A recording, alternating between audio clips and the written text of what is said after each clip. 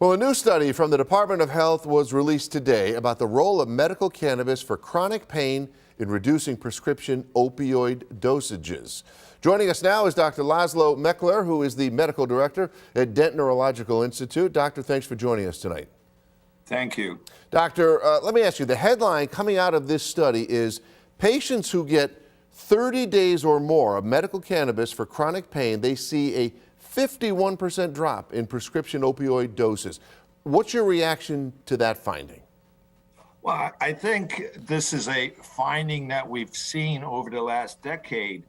In fact, we have at the Dent Institute 13,000 patients, and we have published multiple abstracts and articles, which interestingly comes with the same statistics, which is about 47 to 51% of patients who use cannabis will decrease the amount of opioid or narcotics they use for various reasons. In fact, people who are on opioids come to us, say, I want to get off opioids. Could you help me? So this finding just reinforces what we've known for not just years, but decades. So how does this study in particular impact the future of medical cannabis? Will we see an increase in usage among healthcare providers?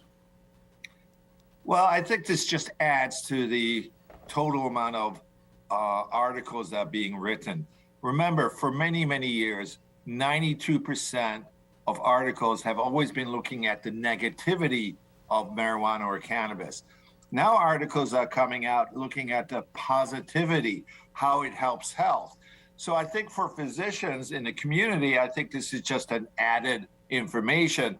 But I have to emphasize this study that was done through the city of University of New York was not a randomized study. So still, we have to go and do proactive randomized studies looking at cannabis, which then will be accepted by the medical community. But unfortunately, as we all know, cannabis is a federally illegal drug. And for this reason, it's very difficult to do research. Yeah, and what do you think that this study does for the opioid epidemic that the country is still having? Do you think that this will maybe inspire more research into medical cannabis as a possible solution for patients needing long-term opioid treatment? I think it raises the information about the fact that there is another option.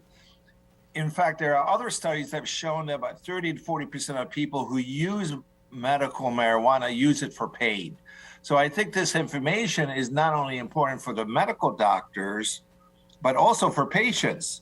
And when patients are very fearful of the use of opioids, and with the tremendous increase in the deaths from fentanyl and other opioids in the United States over the last 3 years, it has doubled and is getting to the point when we triple the amount of deaths in the United States. We're talking about over 100,000 people dying from opioid overdose. So this may be a way for patients and doctors to decrease the amount of opioids in patients who are prescribed opioids, such as cancer patients and patients from trauma and spine disease.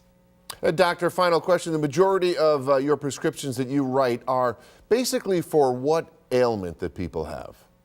Well, as I looked at my statistics, of the 13,000 patients, 75% are being prescribed for pain. But when I look at the pain, many of these patients have not only traumatic injury or cancer, many of them have pain related to multiple sclerosis, Parkinson's disease, and spine injuries. So there's a long list of reasons why people are being prescribed opioids, some of them truly beneficial, like in patients with cancer. But adding an opioid to it may decrease the total amount of narcotics being used for the treatment of pain. And I think that's a good thing, because opioids not only cause the potential for death, but also mental issues, depression, constipation, disorientation. So opioids have a long list of side effects that medical marijuana may help out, and I think that's the benefit of this study. Dr. Laszlo Meckler, Medical Director at Dent Neurological Institute, one of the best in the business. Doctor, thank you for joining us tonight. We really appreciate your time. I appreciate it. Thank you very much. Thank you.